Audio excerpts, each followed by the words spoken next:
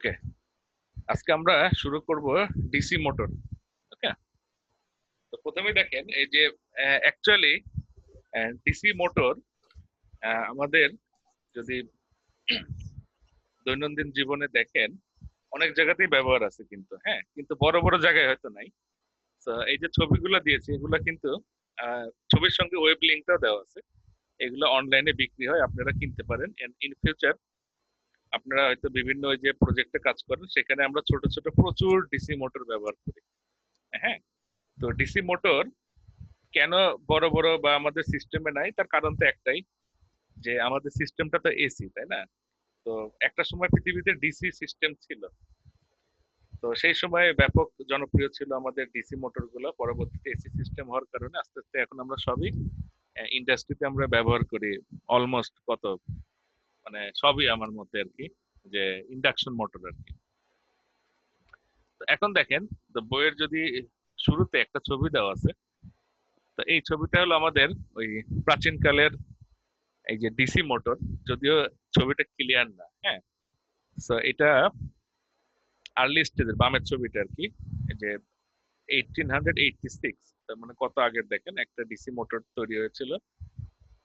তো এটার সাইজ ছিল হাফ হর্স পাওয়ার, খুব বেশি বড় না। পরবর্তীতে এটার একটা দেখেন, এই যে আমাদের ডিসি মোটর, এই লার্জার 4 পোল ডিসি মোটর। এখানে যেটা বলেছিল যে ওই যে হ্যান্ডলারটা দেখার জন্য, যেটা দিয়ে ব্রাশকে শিফট করা যায়। যদিও এই ছবি দেখে আসলে আমি পরিষ্কার বুঝি নাই যে সেই হ্যান্ডলারটা আসলে কোন জায়গায় আছে, ছবিটা অস্পষ্ট, বাট কোথাও একটা আছে আর কি, ধরে নিন। সো একটা ডিসি মোটরের মধ্যে কিভাবে টর্ক ইনডিউসড হয়, ওকে, এটা আমাদেরকে দেখতে হলে, এটা আমি দেখাচ্ছিল আমাদের বইয়ের যে চ্যাপ্টার 8 ছিল, সেখানে ছিল যে মোটরের ক্ষেত্রে ইনডিউস টর্কটা আমাদের জানা জরুরি। তো বেসিক্যালি একটু আগে আপনাদেরকে আমি বলতেছিলাম যে মেশিনের জন্য আমাদের ওই যে দুইটা ইকুয়েশন, দুইটা বেসিক ইকুয়েশন, একটা ছিল ইনডিউসড ইএমএফ এর ইকুয়েশন, আর একটা হলো আমাদের এই যে একটা কারেন্ট ক্যারিং কন্ডাক্টরকে যদি এই ম্যাগনেটিক ফিল্ডের মধ্যে স্থাপন করি, তাহলে যে ফোর্সটা অনুভব করে, সেটা হচ্ছে ইকুয়েশন। এটা আমরা অলরেডি করে এসেছি।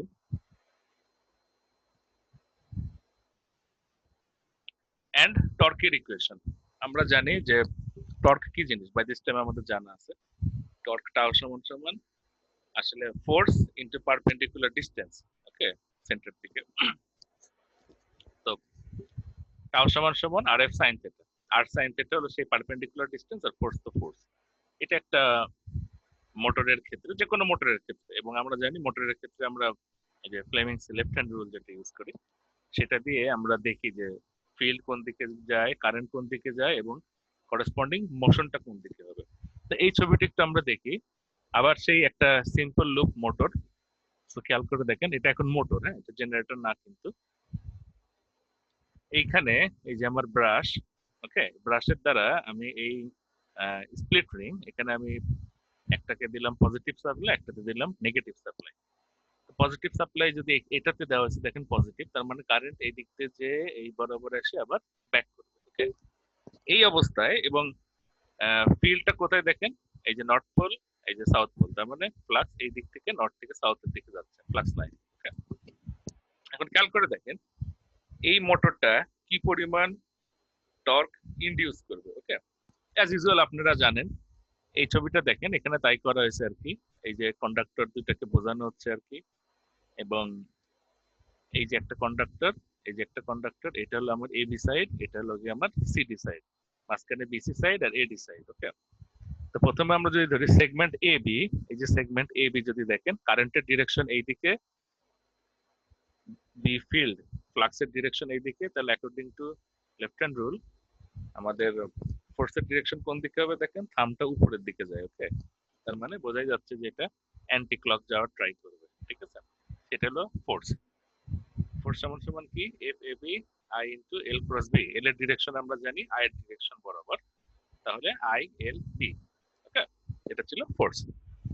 এই ফোর্সের কারণে করেসপন্ডিং টর্ক কি হবে তাহলে দেখেন, আর এফ সাইন থিটা, ওকে। আরটা হলো যে এই যে রেডিয়াস, অর্থাৎ এই যে কয়েলটা যেটা হয়েছে আর কি, অর্থাৎ দুই বাহু মিলে যে একটা কয়েল সাইড, ওকে, মানে একটা কয়েলের দুইটা কয়েল সাইড, মাঝখানের এই, যেহেতু এই পয়েন্টকে কেন্দ্র করে সে রোটেট করে, তো এই পয়েন্ট থেকে একটা কয়েল পর্যন্ত এটা লাগে আমার রেডিয়াস, মানে এটাকে যে শ্যাফট হিসেবে চিন্তা করতেন, তাহলে সেই শ্যাফটের রেডিয়াস।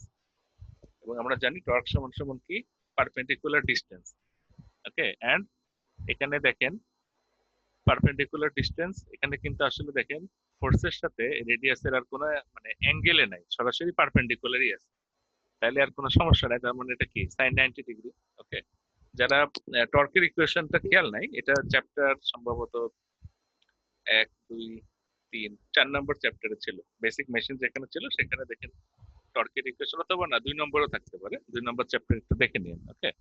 এই যে টাও সমান সমান আর এফ সাইন থিটা কিভাবে আসে, তাহলে এখান থেকে আমি সরাসরি লিখতে পারি যে আর আই এল বি, সিসিডব্লিউ মানে কাউন্টার ক্লকওয়াইজ সে রোটেট করবে আর কি।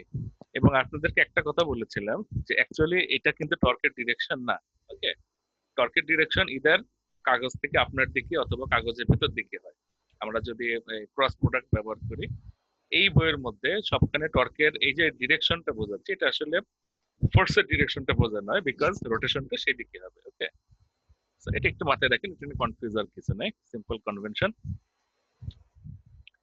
তো এটা আমার দেখেন, এটা কোন পার্ট গেল, এ বি গেল, ওকে। এরপরে আমি কোনটা দেখবো, এ বির পরে থাকলো হলো গিয়ে আমার এ বি, এরপরে বিসি, ওকে। বিসি পার্টটা আমরা দেখি, বিসি পার্টে দেখেন এই যে বিসি পার্ট, এইখানে কারেন্ট দেখেন সি থেকে বির দিকে যাচ্ছে, তাই না, এবং ফ্লাক্সও এইদিকে, তার মানে কারেন্ট এবং ফ্লাক্স তারা প্যারালেল, ওকে। তো ক্রস প্রোডাক্ট এবং প্যারালেল, তার মানে কি সেটা জিরো হয়ে যায়, ঠিক আছে। তার মানে দেখেন ওই পার্টে কোনো টর্ক নাই।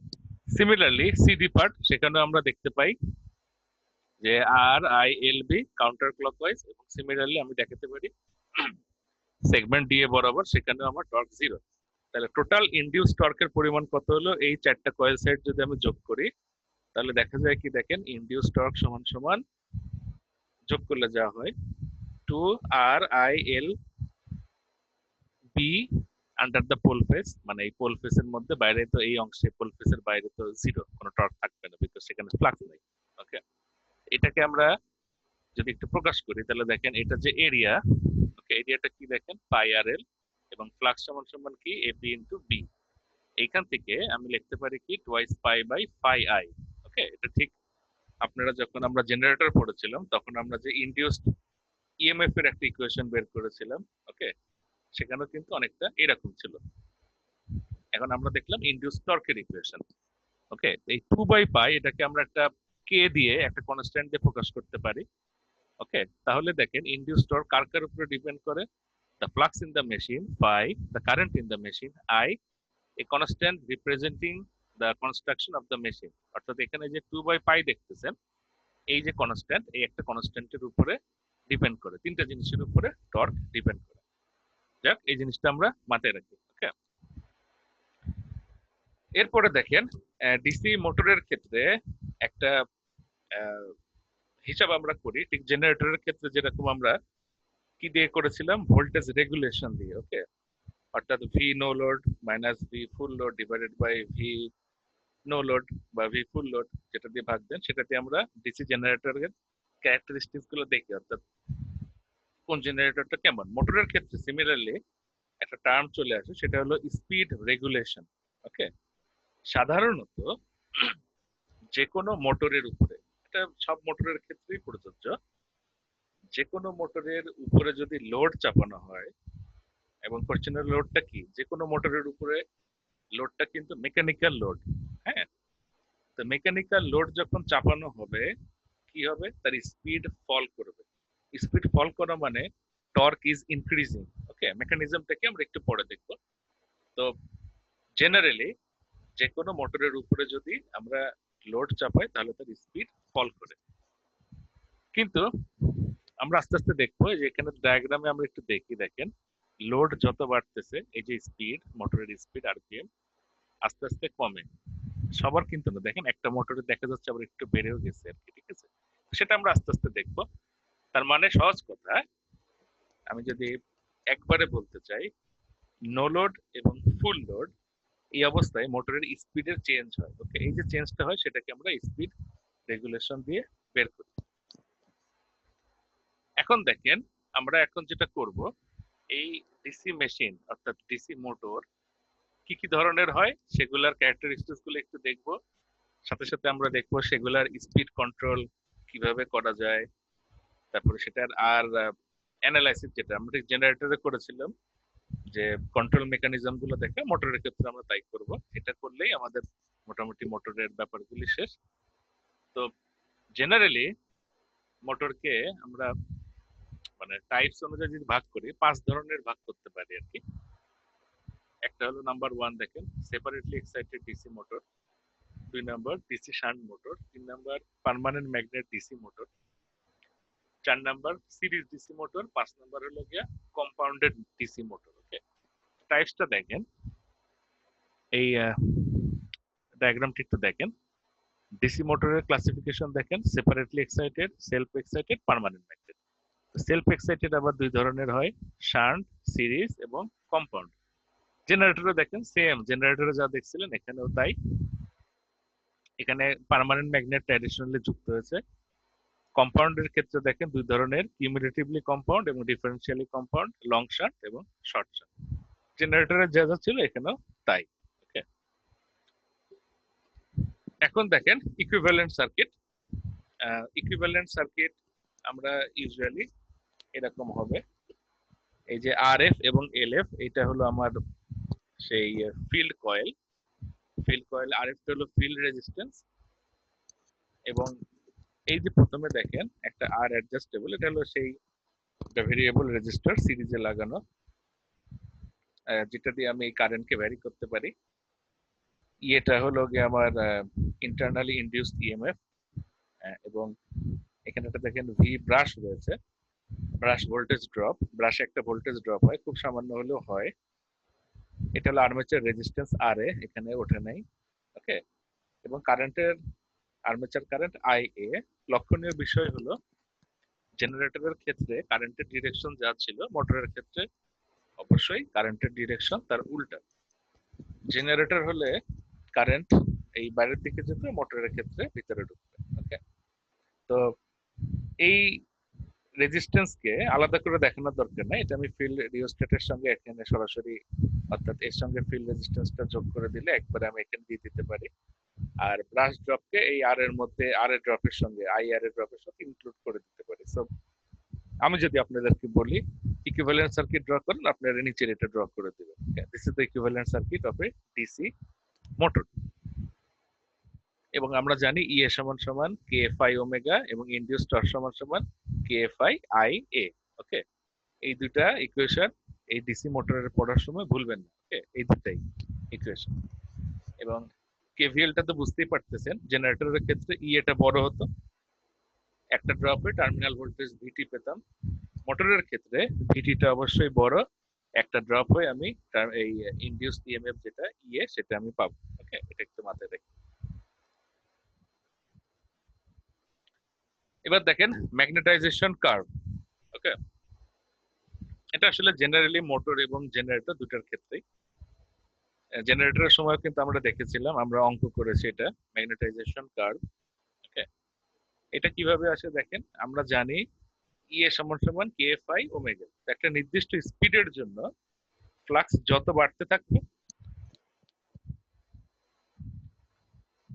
ফ্লাক্স যত বাড়বে, ওকে, তত বেশি ইএ বাড়বে। ওকে, এটাই হওয়ার কথা ছিল।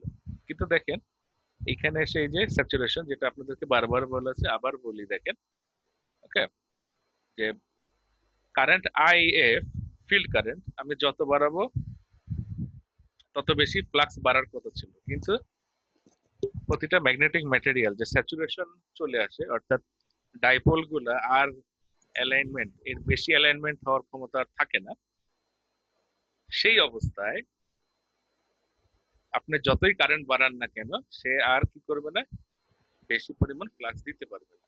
আর ফ্লাক্স যদি সে বেশি দিতে না পারে, তাহলে একটা নির্দিষ্ট স্পিডের জন্য অবশ্যই ইয়েটা কি হবে, আর বাড়বে না। এই কারণেই এই কার্ভের প্যাটার্নটা হয় এরকম। এটাকে বলা হয় ম্যাগনেটাইজেশন কার্ভ। ইউজুয়ালি মোটর বা জেনারেটর যেটাই বলেন না কেন, তারা এই যে কোন পয়েন্টে রান করে, হ্যাঁ, ইউজুয়ালি তারা এই যে স্যাচুরেশন হচ্ছে না, ধরেন স্যাচুরেশন আরো সামনে গেলে একদম ফ্ল্যাট হয়ে যাবে, এই ফ্ল্যাট হওয়ার আগ মুহূর্তে এই পয়েন্টে তাদেরকে অপারেট করানো হয়। ওকে, এতে ফলে যেটা ঘটে যে অনেক বেশি ফিল্ড কারেন্ট পরের দিকে যায় আর কি। প্রথম দিকে যেমন দেখেন সামান্য ফিল্ড কারেন্ট চেঞ্জ করলে ইয়েটা অনেক বেশি চেঞ্জ হয়, কিন্তু পরের দিকে যে আইএফ অনেক বেশি বাড়ালেও দেখেন ইয়েটা চেঞ্জ হবে খুব সামান্য। ওকে, এটা ঘটে, এটা হলো নর্মাল, মানে মেশিন গুলোকে এই জায়গাটাতে অপারেট করানো হয় আর কি। এখন দেখেন আমরা একে একে প্রতিটা মেশিন নিয়ে আলোচনা করবো। ওকে, তো প্রথমেই আমরা আসি separately excited and shunt DC motor. এখন আপনাদের প্রশ্ন আসতে পারে, স্যার জেনারেটরের সময় তো আমরা আলাদা আলাদা ভাবে দেখেছিলাম, এখন দুটো একসঙ্গে দেখার কারণ? ওকে, একসঙ্গে দেখার একটাই কারণ, খেয়াল করে দেখেন, বেসিক্যালি এই ভিটি, ওকে ধরে নেন ভিটি, ভিএফ এবং এইখানে যে ভিটি, তিনটা ভোল্টেজই সমান এবং কনস্ট্যান্ট। ওকে, তাইলে পরে কি হবে দেখেন, এই প্রথম ছবিটা হলো গিয়ে আমাদের সেপারেটলি এক্সাইটেড মেশিনের, দ্বিতীয়টা হলো আমার shunt DC motor self excited. যদি এই ভিটি কনস্ট্যান্ট থাকে তাহলে দেখেন দুইটা মেশিনারির মধ্যে আসলে কোনো তফাৎ নাই। ওকে, অ্যাকচুয়ালি আসলে তারা কি একই ক্যারেক্টারিস্টিক শো করবে। ওকে, এই কারণেই আমাদের এই দুটাকে আলাদা আলাদা আলাদা ভাবে অ্যানালাইসিস করার কোনো দরকার নাই, যেহেতু এটা মোটর। জেনারেটরের ক্ষেত্রে একটা ব্যাপার ছিল, দেখেন ইএ কি পরিমাণ ভোল্টেজ প্রডিউস করলো, সেটা আবার ক্রিটিক্যাল রেজিস্ট্যান্সের একটা ব্যাপার ছিল, সেটা ভোল্টেজ বিল্ড আপ করবে কিনা, এখানে কিন্তু এসব কিছু নাই।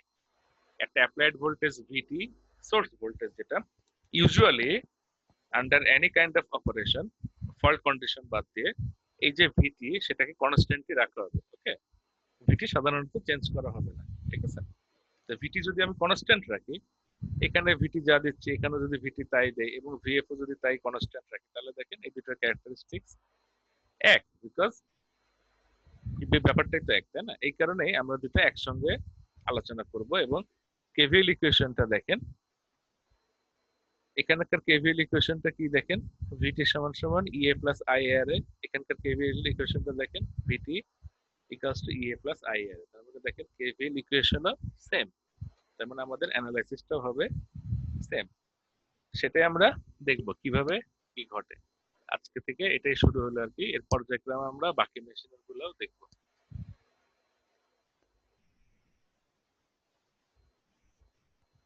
ওকে, প্রথমে আসি যে কোনো মোটরের ক্ষেত্রে, সেটা হলো টার্মিনাল ক্যারেক্টারিস্টিক্স, যেটা অনেকটা আমরা ওই যে জেনারেটরও আমরা টার্মিনাল ক্যারেক্টারিস্টিক্স করেছিলাম। কারো কি মনে আছে কি করেছিলাম? লোড কারেন্টের সাথে টার্মিনাল ভোল্টেজ। তো মোটরের ক্ষেত্রে কি করবেন, এইখানে টার্মিনাল ক্যারেক্টারিস্টিক্সটা কি হবে? খুব সহজ, মোটরের টার্মিনালে কি থাকে? মেকানিক্যাল লোড থাকবে, তাই না? তাহলে চেঞ্জটা কি কি হবে? টর্ক এবং স্পিড। তাহলে আমাদের টার্মিনাল ক্যারেক্টারিস্টিক্স মোটরের ক্ষেত্রে যেটা হবে সেটা হলো speed versus torque, induce torque. Okay, তো সাধারণত ধরেন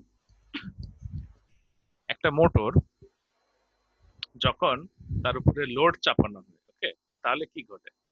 So, আজকে আমরা প্রথমে অ্যানালাইসিস যেটা করতেছি এটা কিন্তু শান্ট ডিসি মোটরের জন্য। ওকে, তো প্রথমে দেখেন ক্যারেক্টারিস্টিক্স কার্ভ যদি আমি দেখি, এখানে তাকান, টর্ক যত বাড়ে স্পিড তত কমে। আসলে অ্যাকচুয়াল ব্যাপারটা কি ঘটে দেখেন, যখন ধরেন একটা মোটর আপনি স্টার্ট করলেন, ওকে, এখনো লোড আমরা দেই নাই, অন করা মাত্রই মোটর স্টার্ট হয়ে গেল এবং সেটা আরপিএম এ সে রোটেট করতেছে। এরপরে আপনি যেটা করলেন এর উপরে লোড দিলেন, হ্যাঁ, লোড দেওয়া মাত্রই কি হবে দেখেন, মোমেন্টারিলি যে লোডটা দিলেন তার স্পিডটা কি হবে?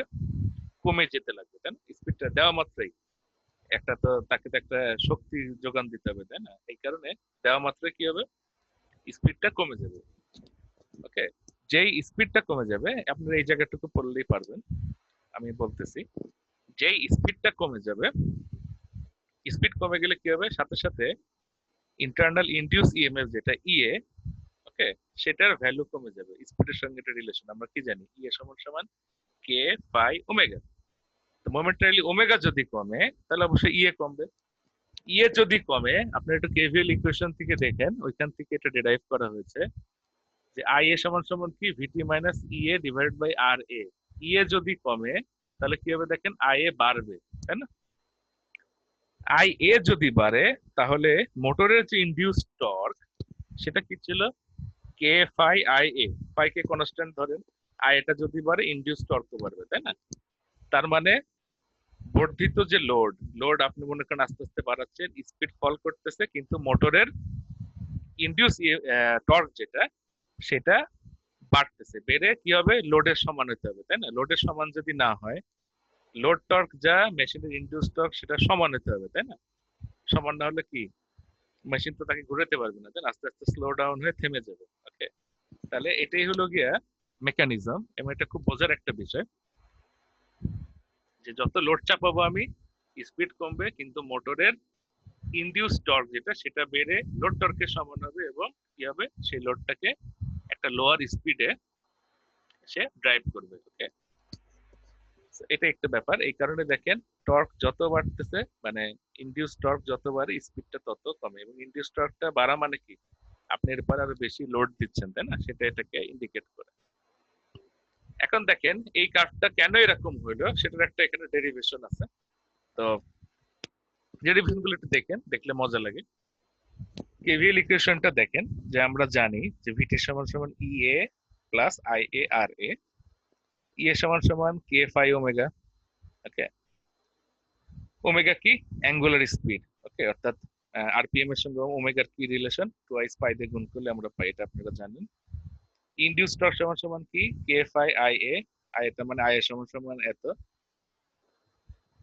এই ভ্যালু গুলো বসে আমি পাচ্ছি কি, ভিটি সমান সমান এইটা, এইটা। ওকে, এখান থেকে আমি যদি ওমেগা কে বের করে আনি তাহলে কি দাঁড়ায় দেখেন, VT by K phi minus R A by K phi square tau induced. Okay, এটা একটা স্ট্রেট লাইনের equation with a negative slope, মানে আস্তে আস্তে যে কমের দিকে যাচ্ছে। দ্যাটস ওয়াই দেখেন এটা একটা স্ট্রেট লাইন। এখন প্রশ্ন হলো, এটা স্ট্রেট লাইন আমি কোন মেশিনের জন্য পেলাম? ওকে, মেশিনের ক্ষেত্রে, অর্থাৎ মোটর বলেন বা জেনারেটর বলেন, মেশিনের ক্ষেত্রে এই যে আমরা স্ট্রেট লাইনটা পেলাম, এটা আমরা ধরে নিয়েছি আর্মেচার রিয়াকশন নাই। এখন কিছু জিনিস আপনাদেরকে অতীতে যেহেতু জেনারেটর পড়েছে বা ডিসি মেশিনের বেসিক আপনাদের পড়া শেষ, জানতে হবে আর্মেচার রিয়াকশন হইলে কি হয়, আপনাদের কি মনে আছে? আর্মেচার রিয়াকশনের কারণে দুটা ঘটনা ঘটতো। এক, ন্যাচারাল প্লেন শিফট হয়ে যেত ম্যাগনেটিক, মনে আছে? অথবা আর একটা কি হতো, ফ্লাক্স উইকেনিং হতো, তাই না? তো এই কারণে তার একদম মানে আর্মেচার রিয়াকশনকে একদম কমায় ফেলার জন্য, একেবারে নাই করে ফেলার জন্য আমরা কি ব্যবহার করতাম, আপনাদেরকে আমি দেখিয়েছিলাম তিনটা পদ্ধতি ছিল। এক নম্বর ছিল ব্রাশ শিফটিং, দুই নম্বর ইন্টারপোজ, তিন নম্বর কম্পেনসেটিং ওয়াইন্ডিং।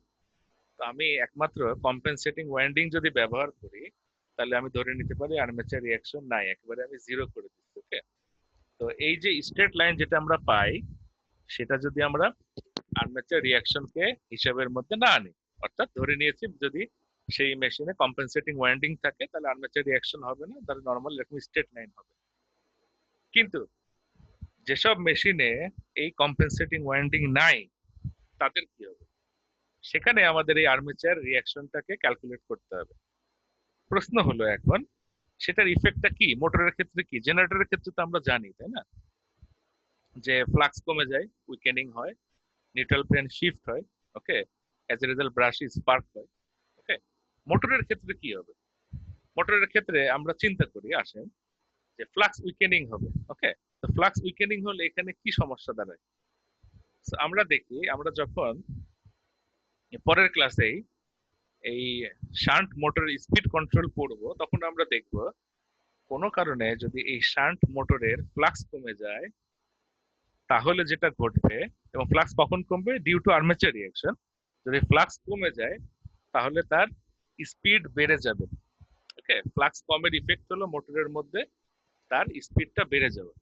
কিভাবে স্পিডটা বেড়ে যায় সেটা আমরা সামনের ক্লাসে একটা ইকুয়েশন ডেভেলপ করে দেখবো, যে কিভাবে স্পিডটা চেঞ্জ হয় ফ্লাক্সের সাথে সাথে। সেটা দেখলে আপনাদের ক্লিয়ার হয়ে যাবে। এখন এটা জানিয়ে রাখেন, আর্মেচার রিয়াকশনের কারণে যদি ফ্লাক্স উইকেনিং হয়, এজ এ রেজাল্ট ফ্লাক্স উইকেনিং হওয়ার কারণে আমার স্পিডটা বেড়ে যাবে। এবং নন লিনিয়ারিটি দেখেন, আমরা জানি আর্মেচার রিয়াকশন, তো সেখানে দেখেন যে আর তখন স্ট্রেট লাইন থাকবে না, এবং দেখেন কার্ভটা এইরকম হয়ে যাবে। যদি আমরা আর্মেচার রিয়াকশনকে ক্যালকুলেট করি, দেখেন সে কিন্তু আর স্ট্রেট লাইন নাই এবং লিনিয়ারও কোনো ইকুয়েশন নাই, দেখেন এরকম এইরকম হয়ে গেছে যদি আমরা আর্মেচার রিয়াকশনকে হিসাবের মধ্যে আনি। ওকে, সো আজকের মতো এইটুকুই। সামনের ক্লাসে আমরা দেখবো এইটার উপরে বেস করে একটা অঙ্ক আছে, এবং আমরা স্পিড কন্ট্রোলটা দেখবো। এখন আপনাদের যাদের যাদের কোশ্চেন আছে তারা কোশ্চেনটা করতে পারে।